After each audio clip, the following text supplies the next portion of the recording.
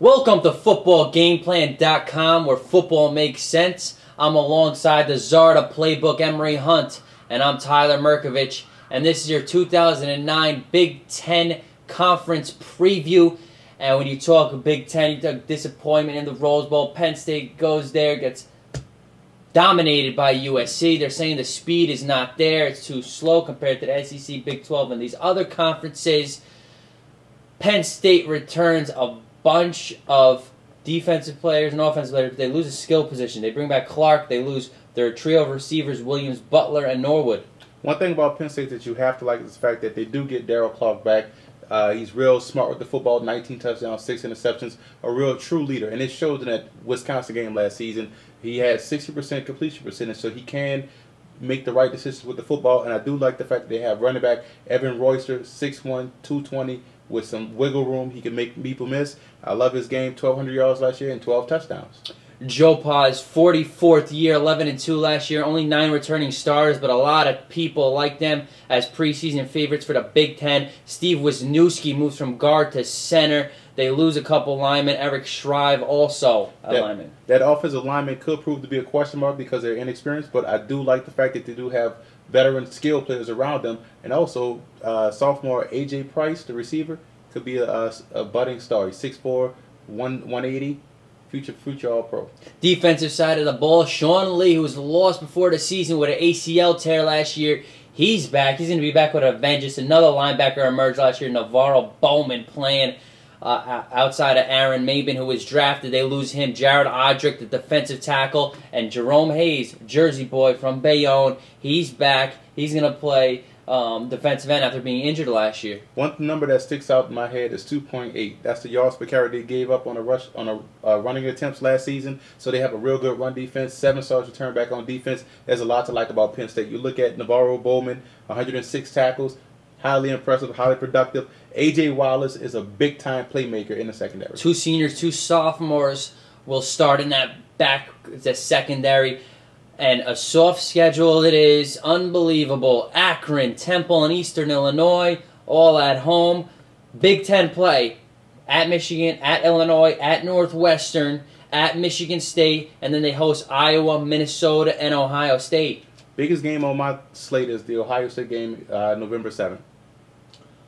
We'll see what happens. Speaking of Ohio State, in Columbus, Terrell Pryor emerged.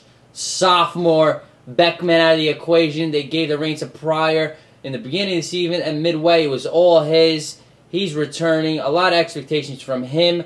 Brandon Sane is their running back. They bring in a very highly touted true freshman, Jamal Berry, and Ray Small is their go-to receiver. There's a lot to like about Terrell Pryor, quarterback. 61% completion percentage as a true freshman. Highly impressive. He can move around the pocket, but he always looks to throw first. I like his potential.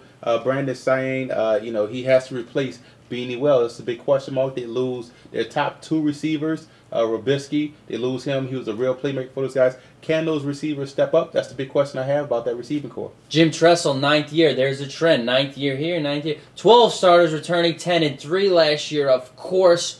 And Justin Bourne, the Michigan transfer to Ohio State, he's going to start. He's a good player at left guard. Jim Cordell, the left tackle. They bring in a highly touted freshman offensive lineman, Marcus Hall. Let's see if this offensive line can produce. The offensive line is okay, but it's not what we're used to seeing at Ohio State, those big maulers. But they do have a freshman All-American from last season, Mike Brewster. I like him, center. Defensive line, Cameron Hayward. Can he be the next great defensive end? Can he follow in the footsteps of Vernon Golston? Ross Holman, the linebacker. And they bring in a very highly touted freshman, Dorian Bell. One thing about their defense, they have 7 starters returning, but they lose their top linebacker in James Laurinaitis. The defensive line is a little bit undersized, so that could pose to be a problem. But their linebackers may take a step back, but they bring in 2 key true freshmen that will see a lot of playing time. Dorian Bell and Storm Klein will probably be a big force for those guys. Defensive line was a problem last year. They need to shore it up. Secondary, Chekwa, Anderson Russell, and Kurt Coleman. They had problems dropping the interception last year. They really need to get turnovers. Coleman was able to find his way to 4 interceptions, so he also is the leader in the secondary. So I like Coleman, strong safety, big guy. Malcolm Jenkins in Washington, they lose, of course, so they need to step up and replace those solid cornerbacks. Open up the season hosting Navy, which you've been saying for a long time could be a trap game.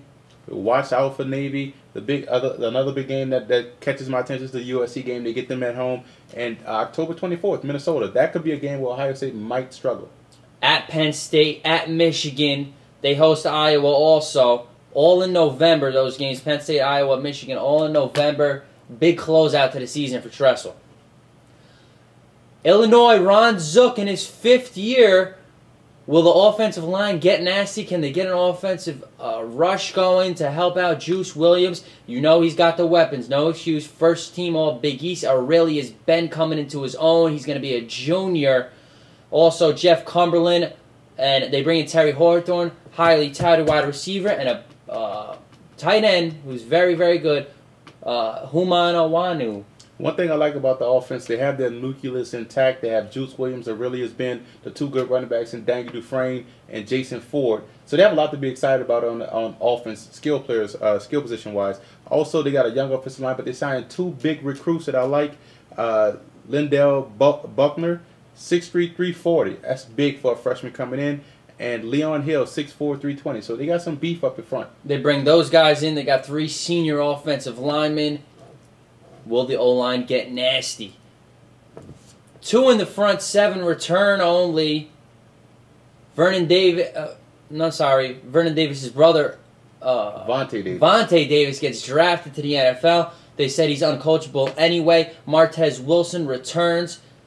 Their cornerbacks can only improve. I know they lose Davis, but they need to stop the pass. Last year, that defense wasn't Ron Zook-like. I'm used to seeing the Ron Zook defense attack, and stuff people. Last year, they gave up 26 points per game and 4.0 yards a carry, so 4 yards a carry to opposing running back. So that's not Zook-like. The big linebacker, Martez Wilson, is the leading tackle on the team. Strong safety, Bo Flowers. Keep that name in mind. He's a real good he's a real hitter. He will knock your socks off. They bring in Aaron Guess to help them out, a JUCO transfer in the secondary.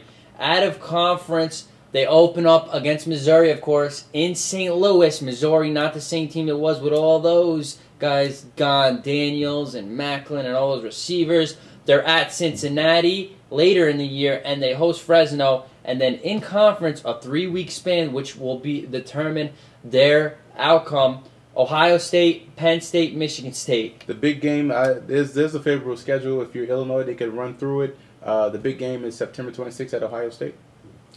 Iowa, 9-4 last year, 14 returning starters. Kirk Ferenz, been there for a while now after rumors that he would go to the NFL. Sean Green, 3rd-round pick from the Jets, had a great year at Iowa last year. Ricky Stanzi, the junior quarterback, he's going to start there. They bring in a true freshman, Weger, as their new running back, and they're going to be running behind an experienced offensive line.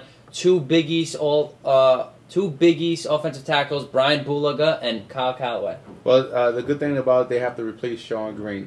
Joel Hampton is a real impressive running back. Also, the true freshman you mentioned, Brandon Weger, he's a real good guy. He should do an admirable job out there in Iowa. Also, you look at this, Ricky Stanzi. He's good with the football. He makes smart decisions, so he's going to keep them out of bad situations. I like that. The best offensive line in the Big Ten, I think, by far. Galloway is the guard. Brian Bulaga is the tackle. I like their offensive line in Iowa. Stout against the run last year, 3.1 yards per carry. 3 linebackers return in their secondary, and they got a second-team All-Big East performer in their secondary, Amari Spivey.